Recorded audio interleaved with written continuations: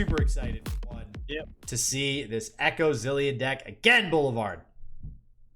And Monte is on a little bit of a free ball plan here. We're used to the double Dias plus Azir, but this time we're Dias double Azir. That's not quite as impactful. Yeah, nope. Would have loved that to be another Dias, not gonna lie. We've seen it be very impactful the last few times it's happened. But for now, Zilean gonna suffice for BBG. Getting Zilean down early going to be pretty big in this matchup. We saw it before when BBG took down Monte Xristo a little bit earlier in the tournament. You know, there's really no great ways for Monte to deal with Zilean, and it's very possible to get Zilean early leveled here. I don't think with this hand it's going to happen, but we shall see. Yeah, and I think, you know, kind of going back to what we had said when these players met in the winners finals, Game 1 should be going to Monte Xristo because the drop borders are in BBG's side deck. So once those come in Games 2 and 3, that's where BBG's really going to shine and be able to tie things up. But in game number 1, he is at a little bit of a disadvantage without that standard anti-aggro tech. All right, there's the first time bomb of what could be many. We also see Kahiri in here too, which we were talking a little bit earlier how Kahiri didn't really seem relevant thus far in these games. It was actually a last-minute addition to the deck by BBG, putting in those 3 Kahiri. And, I mean, we've seen it pop up in a prediction here and there. I think it might have hit the board once, but the Kahiri train, so to speak, never really getting out of the station today. And all Monte has to do is attack, and the Field Musicians is going to get that full mana refill as well as the draw thanks to the 3 Sand Soldiers that are going to be coming out of the Diases and the Azir. It looks like we are just going to go in with the Azir. Totally fine to run this into anything. We do have the Shapestone and the Twin Discipline. The second Shapestone actually picked up. And I think the Field Musician is really going to give Monte the scaling into the mid game that he needed. And we're going to learn from the mistakes of last time, and we're going to kill the first Zilean that we see, saying, I really don't want to get time bombed here and have to deal with all that nonsense and recycling cards. There's time bomb number 1. BBG starting to run a little low on cards, and these... you really don't want to be seeing this many Rite of Negation. And on top of the Kahiri, BBG's got a rough hand. But, I mean, if you're going to draw bad in any game, you want it to be game number 1, the one that you were already favored in. Yeah, 100%. You know, we don't have any of those drop borders in here. They are in the side deck of BBG. That's something that came in very useful in Game 3 versus Monte last time. But we do see the Researchers come down buffed up, so that's going to be a very solid blocker here. And that's one of the reasons why I think this deck had such a good matchup. You know, just in general, we have a lot of 3 health units. We have a lot of unit buffs. We even have Zilean as a 4 health unit. So there's a lot of ways for this deck to stave off some of this early onslaught that always comes down from these Diases. Again, seeing the double Dias with the Azir on board for Monte, just always seemingly finding the double Dias, baby. It's just such a good play early on in the game. Yeah, and it looks like things might still be a little bit rough for Monte. Now, he's going to lose his Azir here. It's really not that big a deal. We do still have the second Azir in hand that is yet to come down. And we even have Defiant Dance if we want to get rid of this big Xenotype Researcher and make way for, you know, a draw with the Field Musician. Oh, yep, there it is. There's the Defiant Dance. And Field Musician might be the difference maker here, too. I can't recall. I think we did get Field Musician down versus BBG earlier today, right? Late in the game, but just wasn't as impactful. You can see the world of difference that it's making here. Oh yeah, 100%. You're going to be able to keep up in card advantage so much more easily here. Continue all those Sand Soldiers coming out, those Blade Dances. So we haven't seen any crystals, any of those Hexite crystals yet from the cat. Those will probably be pretty impactful as we get to the later parts of the game here, if BBG can make it to the later parts of the game. Oh, and we're actually going for a proactive push here. Going to rebounce the Field Musician just to go for the Flawless Duet while BBG is still low on mana. Yeah, I do not hate this at all. This means BBG basically has to... Oh, okay, we're not going to sack the field. Is that just... Oh, that's just game. We just didn't block. Lethal, yeah, I guess. I mean, it was going into Monte's attack turn, so... Yeah. Block the chances that, you know, even if just Azir attacks. Yeah. 3 Sand Soldiers coming in. Yeah, no, it makes a lot of sense for BBG. So now BBG probably knows exactly what's going to get sided in here in just a second. We know it's going to be the drop orders. Do we remember what else was sided in last time? I believe BBG put in everything. We know it Oh, was the at Ruin least Runners. Aftershock, the Ruin Runners, and the Yep. drop order. We're not 100% on whether or not the Shapestone came in. I don't think we ever saw those. But what I'm really curious about is Monte's side deck, because Monte came into the chat after his game with BBG, said, you know, maybe he wasn't really in love with the way that he had side decked during that. Gotten 2 games against him before, maybe got a chance to think about it a little bit, get together with his team, make some discussions about the side deck, what comes in, what comes out, get scolded by Darkodius, and now has a more concrete plan going into game number 2. Yeah, so you can see here BBG's side deck. Get the drop orders, the Aftershock. Yeah, I think the Aftershock was in there as well. So did we see the Shapestones? I don't think we ever saw them in a predict, No. so they might have been in there, they might not have been. It's kind of a toss up.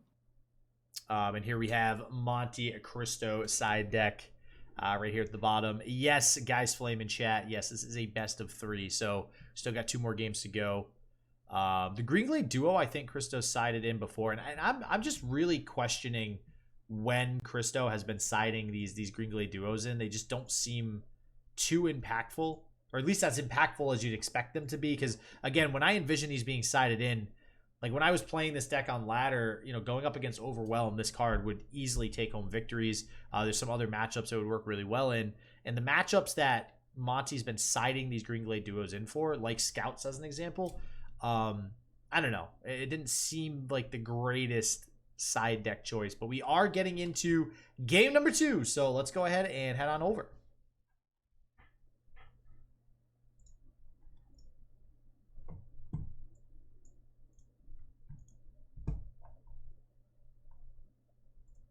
Okay, well, we see the Shapestones on the side of Monte, probably a few too many, especially given the lack of Emperor's Dais, and yeah, it's just going to ship away everything but the Sparring Student.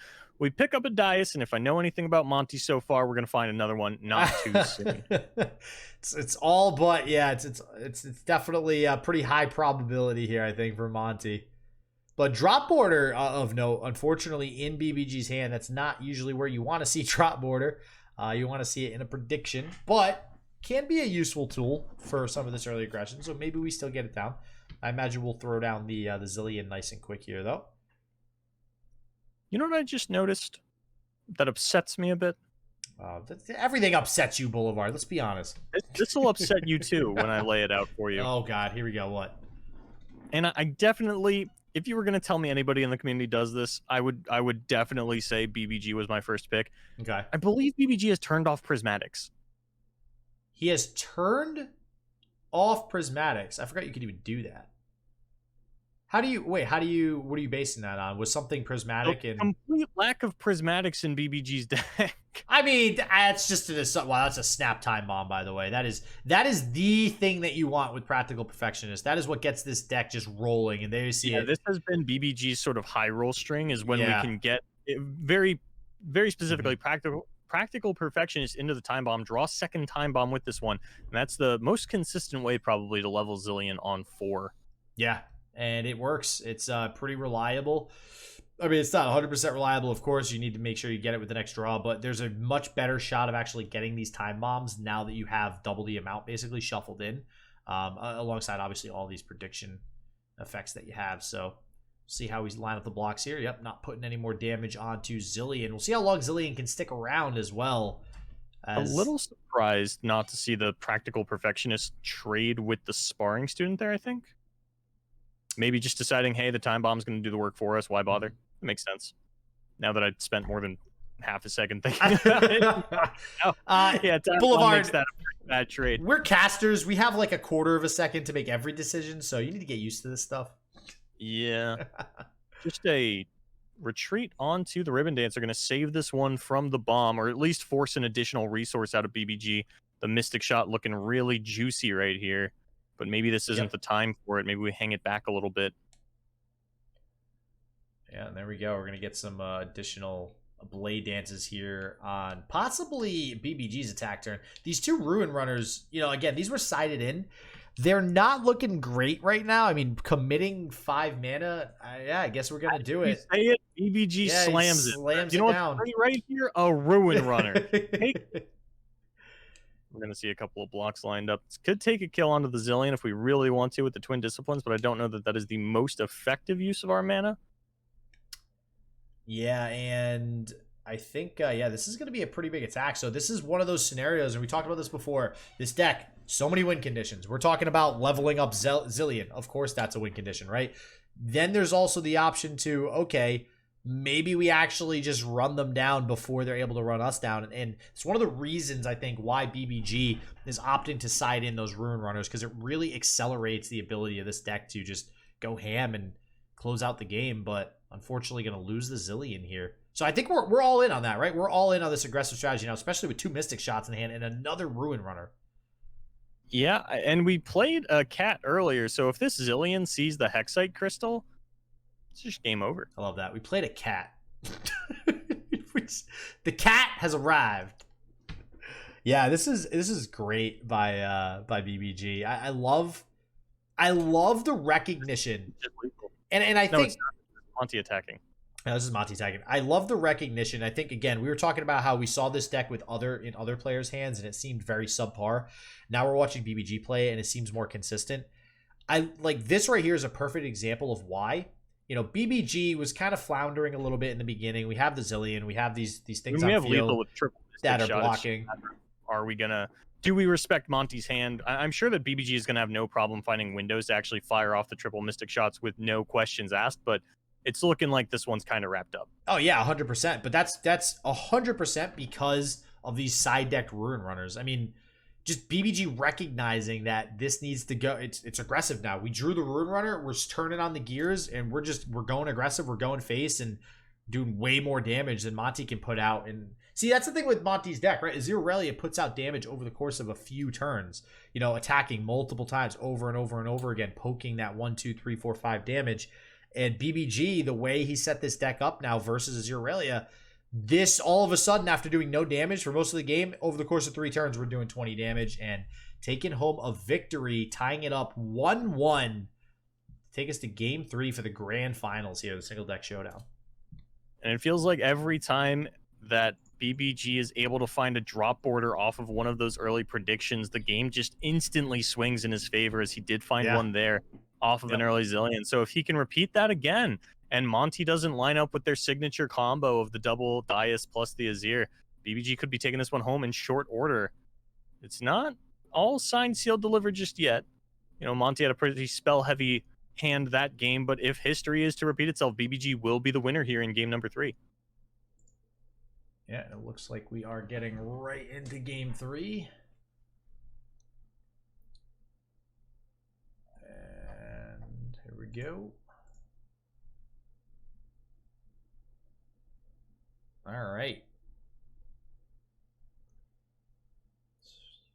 All right, home stretch. This one's for all the marbles. Thank you all for joining us tonight during the single deck showdown. It has been an absolute pleasure to bring you this match, and now we are in the last few minutes. The winner of this will be the winner of the entire thing. There is no bracket reset here today. Despite coming from the losers bracket, if Monte wins, that is it. And a triple Azir opener is really not the hand you were looking for. But also not the greatest hand on the side of BBG. Fallen Feline, all right, makes it a little bit better. And we're also going to get some additional draws from this Preservarium. So maybe things will even out here. 2 Aftershocks, though. I like the idea that BBG is like, yeah, Monte's been opening double Dais all day. Let me get the double Aftershock. 3 Azir instead. Oh, man. Yep, 100%. Yeah, you know, man, I would love to see these Aftershocks get fired off on 2 Diazes, but you know it's not going to happen now, right? It's absolutely... Monte is going to avoid Diazes like the plague for the rest of this game now. You watch. I think attacking with Azir was correct. If BBG wants to take a little bump there and push some damage back onto Azir, I think I would have traded that for 5 damage in my opponent's face. Oh, yeah. No, I agree, 100%. Okay, here we go. BBG's been great with the predictions so far, getting drop borders. If we get the 2 drop borders in the Hexite Crystal, let me see it one time, Bruised by God, we miss all of them. That's not great. That's not what we wanted to see. And none of these are really phenomenal cards to put on top of our deck either. No, Ekko doesn't feel that great right now. I mean, Xenotype Researchers, I think, has got to be the option here, just so that you do get that additional, 3 health body I was talking about last game. I mean, it is going to help avoid some of this damage early on. But even Monte here not really putting on a whole lot of damage, though. I mean, we have an Azir, we have a field musician. This is a very slow game to start here, which is not something we're used to with Azir Irealia, or honestly, I don't know, just any of these aggro decks we've been seeing today. We had scouts with Mo, so I have bad news. You always have bad news. What's the bad news? That we have confirmation that BBG didn't turn off Prismatics because the Aspiring Chronomancer is Prismatic. The reason that's bad news is because it means BBG doesn't love this deck. How can you love a deck that Prismaticize the champions? He wasn't even sure if this deck was going to be good. Let's be honest, all right? We were watching this deck originally. We weren't sure. Yeah. But another Ruin Runner down, and still really an awkward hand out of BBG. These two Aftershocks just sitting there like bricks in hand right now. And now we're going to take advantage of the trading potential available by having 3 Azirs in hand. Throw out that spell, get a kill onto the Ruin Runner before BBG can push any damage with it. And things are not looking good for BBG here. We took the Rite of Negation. Nothing left in Monte's hand is actually writable, which is contrast to how the game's been playing out so far, where he's had an overabundance of spells. Ooh, okay, Zilean might change things. Zilean's a swing card. We'll see what comes off the predict. Yeah, we gotta get something good. I mean, and that's the thing too, right? We're 1 Hexite Crystal away from really being back on top in this game. And let's see if we get it. That's not a Hexite. It is a time trick. Again. It's no drop borders, no Hexite crystals. We get a time trick. I feel like we got time trick on the top there. Because I don't think at this point we're going to out aggro Monte. But honestly, at this point, I don't even know if we're going to survive to the next turn to be able to do anything to Monte. Look, you get enough Xenotype researchers down, you can out aggro anything. We saw that 12-10 Ruin Runner earlier in the night. Don't think we're going to get a repeat of that performance per se, but definitely feel like the ball is in Monte's court, especially with the field musician on board. Yeah, this is, well, all right, well, so much for the field musician being on board. That's only 3 damage. Yeah, that's... So I guess we're setting it up for this Mystic shot. I mean, that's kind of how desperate we are at this point. Yeah, I got to say, field musician has been doing a lot of work for Azir Irealia throughout the day today. So it looks like we are going to save it from the 3 damage even. It's that valuable, Boulevard. We don't even want potential damage onto it. We're getting it off the field.